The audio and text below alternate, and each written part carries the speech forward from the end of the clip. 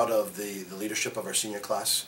We have a senior class that's had a lot of games under their belt, and I think they've come in and been leaders from day one. I think the team chemistry of the group has been really, really great. When you look at some of the challenges that we've had so far in preseason, dealing with a little bit of adversity, I think the fact that they've all stuck together, each practice, each training session, committing to improving every second, I think that's been huge for us. Obviously, we're going to use our non-conference schedule to do a couple different things. One, getting some of our new players opportunities on the field and getting them minutes in meaningful games, I think is important. Two, going back to getting our team focused on principles that we think are important to us. One, being work ethic and just being very blue collar.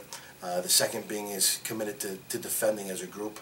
And then three, of course, eventually throughout this non-conference season, we want to see who's going to step up for our team, who's going to score goals for us, who's going to be maybe that player, and then along with that, who are going to be our leaders. And again, I mentioned it before.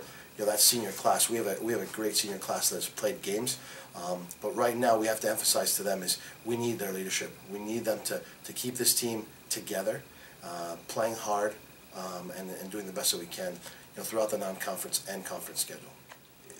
Again, you go to Lauren Hill and Abby Maiello. I think those two players have consistently in the last 2 years been big for us, but we need them to do more. In all fairness. Both players have come on at different times and scored goals in particular games, but we're going to need them to be consistent over the course of the season, game in and game out. And then the third player I think would be Danny. Last year she was a freshman, so I think a lot of times people were wowed just simply by the fact that she was a first-year player. Well, this year she's going to be marked up I think a little bit tighter. People are going to be looking for her to be a part of the game, and she's going to have to step up.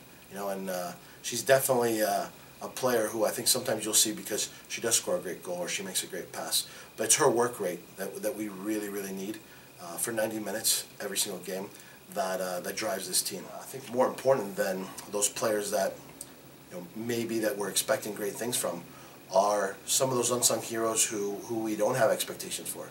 The players that have come in, I think, that have done the work over the summer, who are competing for spots right now day in and day out with their teammates.